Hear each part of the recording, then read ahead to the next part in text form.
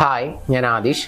ഇന്നത്തെ വീഡിയോയിലൂടെ നമ്മൾ ഡിസ്കസ് ചെയ്യാനായിട്ട് പോകുന്നത് നിങ്ങൾക്ക് നഷ്ടപ്പെട്ടിട്ടുള്ള ആ ഒരു പ്രണയം, അല്ലെങ്കിൽ നിങ്ങൾ ആത്മാർത്ഥമായിട്ട് സ്നേഹിച്ചിരുന്ന ഒരു വ്യക്തിയുടെ ആ ഒരു സ്നേഹം നിങ്ങൾക്ക് നഷ്ടപ്പെട്ടു എന്ന് വിചാരിക്കുക. ആ ഒരു സ്നേഹം തിരിച്ചു പിടിക്കാൻ വേണ്ടിയിട്ട് നിങ്ങൾക്ക് ചെയ്യാൻ പറ്റുന്ന ഏറ്റവും പവർഫുൾ ആയിട്ടുള്ള ഒരു ലോ ഓഫ് അട്രാക്ഷൻ മെത്തേഡാണ് ഇന്നത്തെ വീഡിയോയിലൂടെ നമ്മൾ ഡിസ്കസ് ചെയ്യാനായിട്ട് പോകുന്നത്. പലപ്പോഴും നമുക്ക് അറിയാതെ പോകുന്ന ഒരു കാര്യമായിരിക്കാം ചിലപ്പോൾ ഇത്.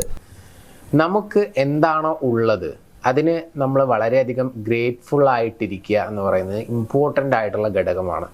അതൊരു യൂണിവേഴ്സൽ ലോ ആണ്.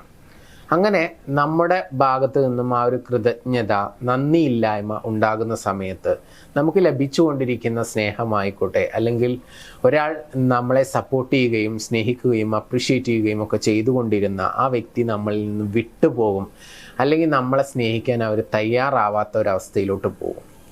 അപ്പോൾ കൃതജ്ഞതയുടെ, നന്ദി പ്രകടിപ്പിക്കുന്നതിൻ്റെ, അല്ലെങ്കിൽ ആ നന്ദി എന്ന് പറയുന്നത് നമ്മുടെ ഉള്ളിൽ ഫീൽ ചെയ്യുന്നതിൻ്റെ ഒരു കുറവായിട്ട് വരാനുള്ള ഒരു ചാൻസ് വളരെയധികം കൂടുതലാണ്. അപ്പോൾ നിങ്ങളൊന്ന് പരിശോധിക്കുക, നിങ്ങളുടെ ലൈഫിലോട്ടൊന്ന് തിരിഞ്ഞു നോക്കുക. ഇനിയിപ്പോൾ അങ്ങനെയൊക്കെ ഉള്ള ഒരാളായിട്ട് കൂടി പോയി എന്ന് പറയുമ്പോൾ, അങ്ങനെ പോകാൻ വളരെ ചാൻസ് കുറവാണ്. നിങ്ങൾ സ്വയം ഒന്ന് അനലൈസ് ചെയ്യുമ്പോൾ നിങ്ങൾക്ക് എന്താണ് തോന്നുന്നത്? താഴെ കമൻറ്റ് ചെയ്യുക. ഇനി നിങ്ങൾക്ക് അങ്ങനെ നഷ്ടപ്പെട്ടു എന്ന് വിചാരിക്കുക. അത് തിരിച്ചെടുക്കാൻ വളരെ ഈസി ആയിട്ടുള്ളൊരു മെത്തേഡ് ഞാൻ പറഞ്ഞു തരാം. അതൊന്ന് പ്രാക്ടീസ് ചെയ്ത് നോക്കുക. ഒന്ന്, ആ വ്യക്തി നിങ്ങളുടെ കൂടെ ഉണ്ടായിരുന്ന സമയത്ത് നിങ്ങൾക്ക് ലഭിച്ചിട്ടുള്ള ഒരുപാട് അനുഗ്രഹങ്ങൾ ഉണ്ടായിരിക്കും. നിങ്ങൾക്ക് കൗണ്ട് ചെയ്യാൻ പറ്റുന്ന ഒരുപാട് ബ്ലെസ്സിങ്സ്. ഉദാഹരണമായിട്ട് പറയുകയാണെന്നുണ്ടെങ്കിൽ ആ വ്യക്തി നിങ്ങളെ സ്നേഹിച്ചതായിരിക്കാം, അല്ലെങ്കിൽ ആ വ്യക്തിയുടെ പ്രസൻസ് ആയിരിക്കാം.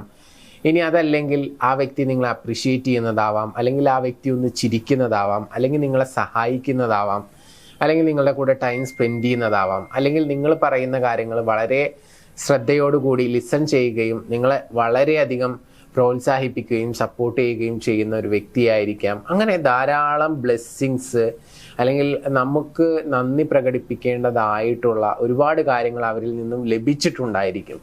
അപ്പോൾ അതൊക്കെ ഒന്ന് ആലോചിക്കുക, ഡീപ്പായിട്ട് ചിന്തിക്കുക, അതൊക്കെ ഒന്ന് റൈറ്റ് ഡൗൺ ചെയ്യുക, എഴുതുക.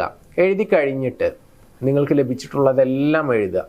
അവരെങ്ങനെയായിരുന്നു, അവരിൽ നിന്ന് നിങ്ങൾക്ക് എന്തൊക്കെ ആസ്വദിക്കാൻ കഴിഞ്ഞിട്ടുണ്ട്, ആ ഹാപ്പി മൊമെൻറ്റ്സ് എല്ലാം എഴുതുക. എന്നിട്ട് റിപ്പീറ്റഡ് ആയിട്ട് വായിക്കുക.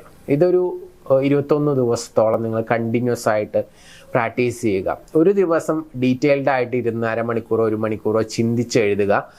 ആ സെയിം കാര്യങ്ങൾ തന്നെ റിപ്പീറ്റ് ചെയ്തിട്ട് തുടർച്ചയായിട്ട് ഒരു 21 ദിവസം വായിക്കുക. ഇതാണ് ഒന്നാമതായിട്ട് നിങ്ങൾ ചെയ്യേണ്ട പ്രോസസ്സ്.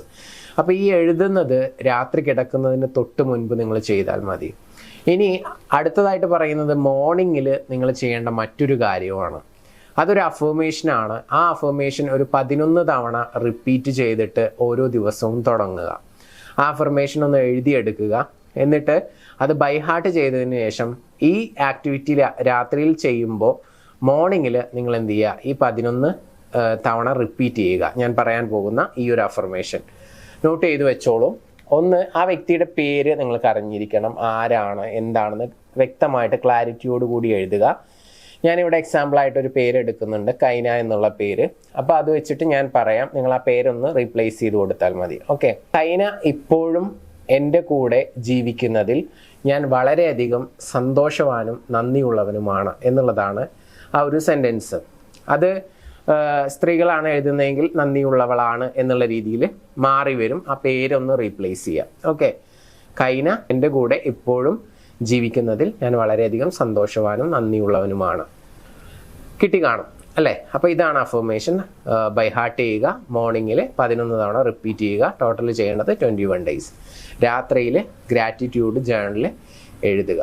തീർച്ചയായിട്ടും നിങ്ങൾ ആഗ്രഹിക്കുന്ന വ്യക്തി നിങ്ങളുടെ ലൈഫിൽ വരികയും നിങ്ങൾ എങ്ങനെയാണോ സ്നേഹിച്ചിരുന്നത് അതുപോലെ സ്നേഹിക്കുകയും ചെയ്യും. നിങ്ങൾക്ക് നഷ്ടപ്പെട്ടിട്ടുള്ള ആ ഒരു പ്രണയം, സ്നേഹം തിരിച്ചു പിടിക്കാൻ നിങ്ങൾക്ക് ലോ ഓഫ് അട്രാക്ഷനിൽ പറഞ്ഞിട്ടുള്ള ഈ ഒരു പവർഫുൾ ആയിട്ടുള്ള മെത്തേഡ് അപ്ലൈ ചെയ്യാവുന്നതാണ്. നിങ്ങൾക്ക് എല്ലാവർക്കും വലിയ രീതിയിലുള്ള ഒരു റിസൾട്ട് കിട്ടട്ടെ. ഹാപ്പി ആയിട്ട് ജീവിതം മുന്നോട്ട് പോകട്ടെ എന്ന് ആശംസിച്ചുകൊണ്ട് പ്രാർത്ഥിച്ചുകൊണ്ട് ഇന്നത്തെ വീഡിയോ ഞാനിവിടെ അവസാനിപ്പിക്കുകയാണ്.